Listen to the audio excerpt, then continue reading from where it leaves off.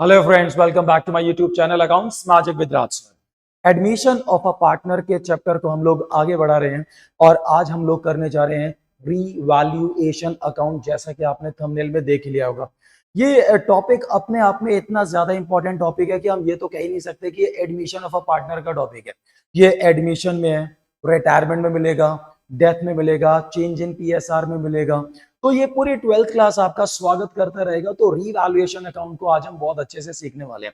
मैं ना सिर्फ रीवैल्यूएशन अकाउंट बनाना सिखाऊंगा, बल्कि मैं रीवैल्यूएशन अकाउंट के बिहाइंड का कंसेप्ट भी बताऊंगा। जैसे बिहाइंड द सीन्स होते हैं ना, ठीक वैसे। तो जैसा कि मैंने आपको बताया था पुरानी कुछ वीडियोस में, हम रिकॉन्स्टिट्यूशन कर रहे हैं। रिकॉन्स्टिट्यूशन का मतलब होता है फर्म को रिकॉन्स्टिट्यूट करना, दोबारा से क्रिएट करना, दोबारा से कंस्ट्रक्ट करना। इसके बहुत सारे तरीके हैं। हम चाहे एडमिशन करें, रिटायरमेंट करें, चेंज इन पीएसआर करें, डेथ हो जाए, इन सभी में कोई गेनर होता है, कोई सैक्रिफाइसर, और गेनर सैक्रिफाइसर को कॉम्पनसेशन देता है गुडविल का, रिजर्व्स का, पी एंड एल का, रीवैल्यूएशन का। तो पिछले कई वीडियोस में हम नॉन स्टॉप गुडविल पे मजबूत एकदम स्थिति बनाए हुए थे। आज हम लोग बात कर रहे हैं रीवैल्यूएशन की। अगली वीडियो में रिजर्व्स और पी एंड एल, और ये टॉपिक बार बार हर चैप्टर में इंपॉर्टेंट होंगे। तो चलिए, मैंने आपको सारे कंसेप्ट बता दिए, बेसिक्स बता दिए। अब मैं रीवैल्यूएशन का कंसेप्ट बताता हूं, बिहाइंड द सीन्स बताता हूं, रीवैल्यूएशन अकाउंट बनाना सिखाता हूं। चलिए स्टार्ट करते हैं। रीवैल्यूएशन अकाउंट आखिर क्या, क्यों, कैसे, पै पौ, आजा देखते हैं। मान लीजिए ए और बी पार्टनर्स थे। उन्होंने इक्वल रेशो में एक नया बिजनेस स्टार्ट किया। उस वक्त उन्होंने 1 लाख रुपए की लैंड, जमीन परचेज करी नया बिजनेस स्टार्ट करते ही। 10 साल बाद हमने एक नया पार्टनर सी एडमिट किया, जो कल से हमारा पार्टनर, हमारा भागीदारी, मतलब सहकारी, कुछ भी कह लो, पता नहीं क्या कहते हैं, साझेदार पार्टनर बनेगा। अब कल से हमारा नया पार्टनर सी आएगा।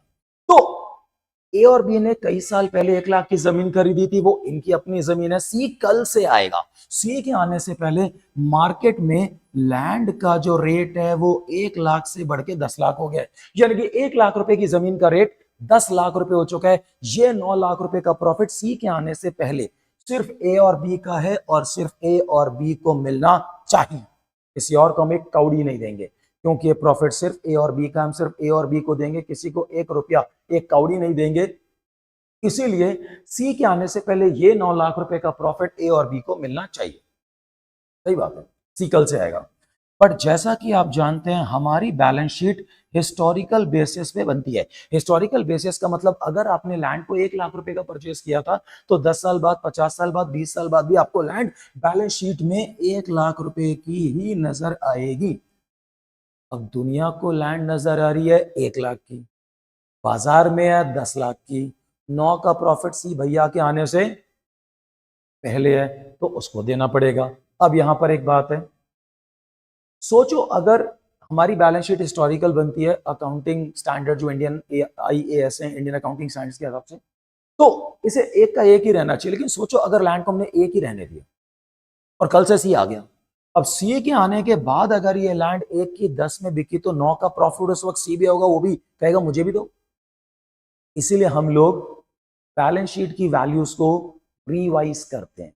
यानी कि हम 1 लाख रुपए की जो लैंड है, इसको सही वैल्यू पर दिखाएंगे, और उसके बाद सी नए बंदे को एडमिट करेंगे। अब अगर तुम एक की लैंड को बैलेंस शीट में 10 दिखाना चाहते हो, अगर आप एक की लैंड को बैलेंस शीट में 10 दिखाना चाहते हो, तो इसके लिए आप लैंड को 9 से डेबिट करोगे, और ये 9 लाख रुपए का फायदा रीवैल्यूएशन में क्रेडिट।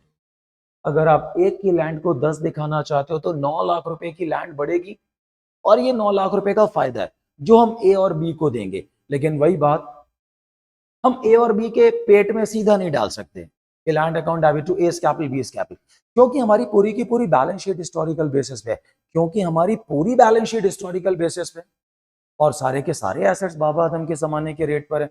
क्योंकि पूरी बैलेंस शीट हिस्टोरिकल बेसिस पे, सारे के सारे एसेट्स बाबा आदम के जमाने के रेट पर है। तो पूरी की पूरी बैलेंस शीट की वैल्यू चेंज हो चुकी है। अब किसी में फायदा, किसी में नुकसान, किसी में फायदा, किसी में नुकसान। इतने सारे फायदे नुकसान तुम ए और बी के पेट में डायरेक्ट नहीं डाल सकते। इसीलिए हम एक नया अकाउंट बनाते हैं, रीवैल्यूएशन अकाउंट। तो land account debit 9 lakh debit करेंगे, टू रीवैल्यूएशन में वो 9 लाख का प्रॉफिट क्रेडिट करेंगे।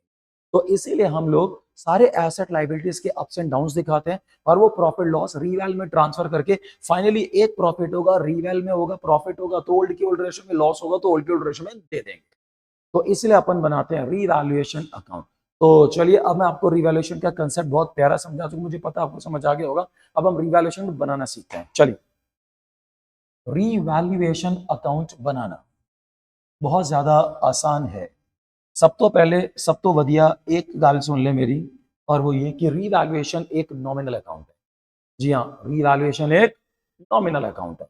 अगर एसेट्स और लाइबिलिटीज की वैल्यू में परिवर्तन होने के कारण प्रॉफिट या लॉस होते हैं तो जो प्रॉफिट है वो क्रेडिट होगा और जो लॉस है वो डेबिट होगा। तो चलिए करते हैं हम लोग रीवैल्यूएशन अकाउंट। तो रीवैल्यूएशन अकाउंट एक नॉमिनल अकाउंट है। एसेट्स और लाइबिलिटीज की वैल्यू में होने वाले परिवर्तन के कारण अगर लॉसेस होते हैं तो डेबिट, फायदाज होते हैं प्रॉफिट्स होते हैं तो चल। सबसे पहले जैसे मैंने आपको एग्जांपल दिया था,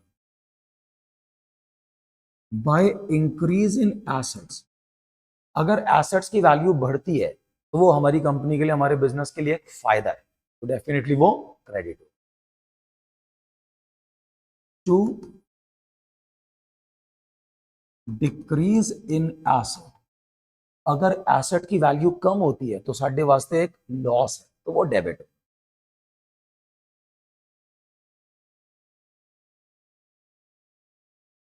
to increase in liability, liability यानी कि कर्जे बढ़ते हैं तो हमारे बिजनेस के लिए एक लॉस है, इसीलिए डेबिट होगा।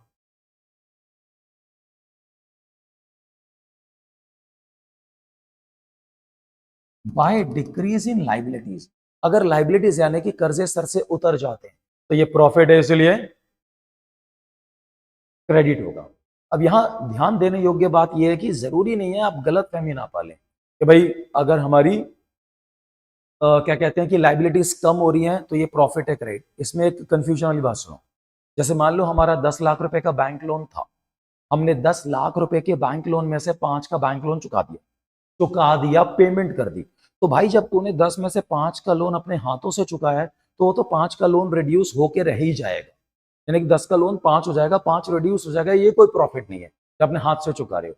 जब लाइबिलिटीज एक्चुअली कम हो जाए, जब बैंक खुद आपके बोले कि भैया आपका ना बहुत अच्छा ट्रैक है तो आप एक काम करो 10 की जगह 9 लाख दे दो, कोई बात नहीं, हम बहुत अच्छा आपने हमारे कस्टमर्स हो, तो 10 की जगह 9, वो एक का प्रॉफिट एक्चुअली क्रेडिट, यानी कि आपने चुका दिया तो उसे प्रॉफिट मत समझिएगा, ठीक है। उसके बाद टू एनी प्रोविजन, आपको याद होगा हम 11th क्लास में ट्रेडिंग पी एंड एल के टू में प्रोविजन दिखाते थे, लेकिन वो 11th क्लास में ट्रेडिंग पी एंड एल, आज एडमिशन है, trading P and L close हो चुके हैं। अगर अब हमें लगता है कि कुछ नुकसान होने का चांस है, कुछ पैसा डूबने का चांस है, तो वो नुकसान हम लोग पी एंड एल के टू में तो नहीं दिखा सकते, क्लोज हो चुका है। रीवैल्यूएशन में टू एनी प्रोविजन, अगर हमें कोई भी प्रोविजन मेड बनाना है तो to,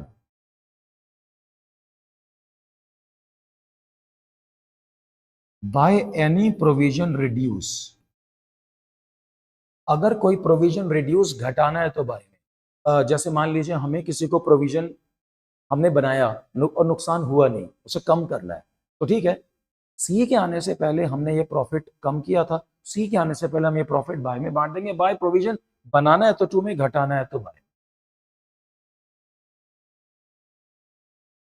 to any unrecorded liability, अगर अचानक से एक लाइबिलिटी आ जाती है, अगर अचानक से एक कर्जा आ जाता है भाई अनरिकॉर्डेड, जिसकी हमें कोई उम्मीद नहीं थी, अचानक बैंक वाले आए कहते हैं सर आपके तो 3-4 पेनल्टीज पेंडिंग है, आप हमें इतने पैसे दो, तो अचानक एक नई लाइबिलिटी क्रिएट मत्थे पे हो गई तो ये लॉस टू में आएगा। उसके बाद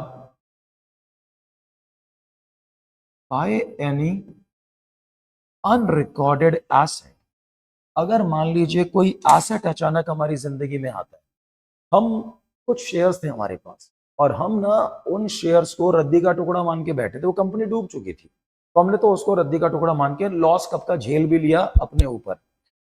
लेकिन जी ये तो कई दिनों बाद पता चला, कई दिनों बाद ये बात पता चली, जिसको हम रद्दी का टुकड़ा मान रहे हैं ना ब्रदर, वो तो एक बड़ी कंपनी के साथ मर्ज हो गई और आज तो शेयर्स के रेट बहुत हाई है। हम तो मान के चल रहे थे डब्बा हो गए, लेकिन अचानक वो रद्दी के टुकड़े शेयर्स की वैल्यू आ गई, तो अचानक कुछ एसेट्स आ गए तो बाय में। तो इस प्रकार से मेरे दोस्तों और बंधुओं, अगर प्रॉफिट साइड ज्यादा है, लॉस कम है, तो हम लोग ये नेट प्रॉफिट ओल्ड पार्टनर्स की ओल्ड रेशो में बांटेंगे। और अगर लॉसेस ज्यादा है, प्रॉफिट कम है, तो हम लोग बाय नेट लॉस ए और बी ओल्ड पार्टनर्स की ओल्ड रेशो में बांटे, मतलब जो ए और बी रामश्याम जो भी ओल्ड पार्टनर। तो friends this is reval account. Definitely अगली क्लास में हम लोग रिजर्व्स और पी&एल का कंसेप्ट समझने आ रहे हैं। उसके बाद हम बड़ा कॉम्प्रिहेंसिव 6 नंबर का सम करेंगे जिसमें सब कुछ आएगा। तो reval, partners, capital account, cash account, balance sheet, comprehensive sum. फिलहाल अगली वीडियो में हम स्टेटमेंट स्टेटमेंट कहां से आ गया, रिजर्व्स और पी&एल का ट्रीटमेंट करेंगे एडमिशन में, और वो रिटायरमेंट वगैरह में भी काम आता है। Thank you.